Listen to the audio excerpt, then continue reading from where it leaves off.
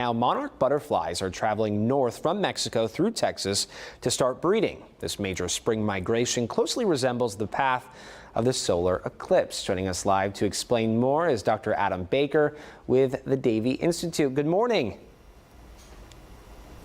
Good morning, Zach. How you doing? So far, so good. Thank you so much for coming on the show. Explain to us this morning the science behind the monarch migration and how it's similar to the path of totality with this eclipse today.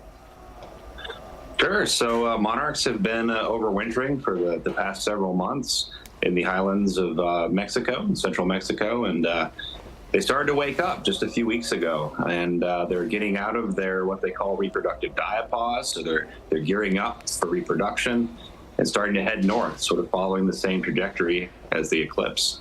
If you haven't seen them yet in southern Texas and central Texas, they're on their way and they'll be there soon.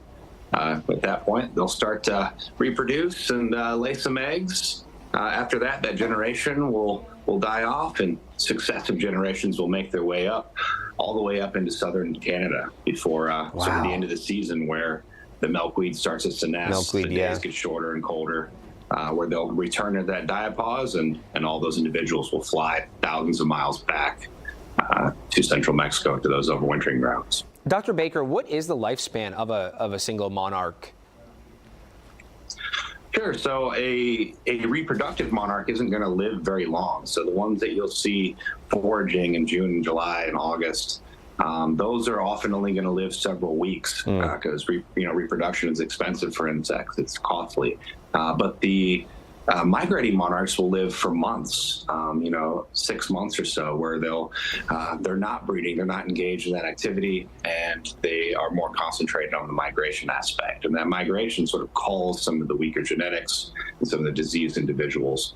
But once they wake up again, they'll move in out of that diapause. So it kind of just depends if it's a breeding reproductive monarch or if it's a migrating monarch. Yeah.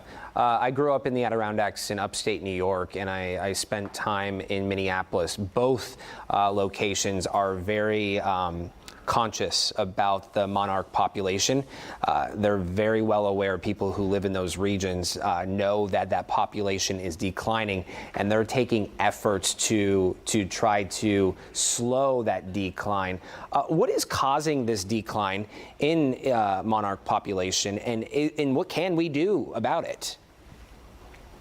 Sure. So, it's a pretty complicated, multifaceted thing that's happening here. It's a combination of the way that we manage our landscapes, from our agricultural monocropping to the sterilization of our landscapes, to use of pesticides and climate change, and a whole bunch of things working in unison that's sort of combating the monarch population.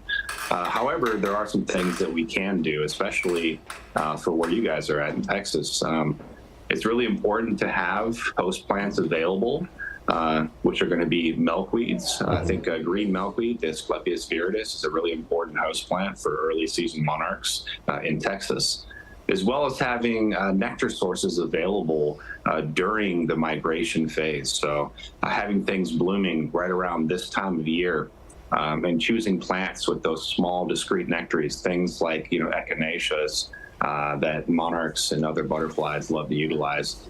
And then also having fuel in the form of nectar and pollen on the return trip. So having things blooming in late summer and fall when the monarchs are passing through once again. So things like Mexican sunflower or the solidagos, the goldenrods, are going to be great late season resources for those butterflies to utilize. But for everyone else outside of Texas, same thing applies. Have those milkweeds available during the breeding season. It's the sole larval host plant of the monarch larvae, and have nectar plants available for both the foraging time as well as the migration. Yeah.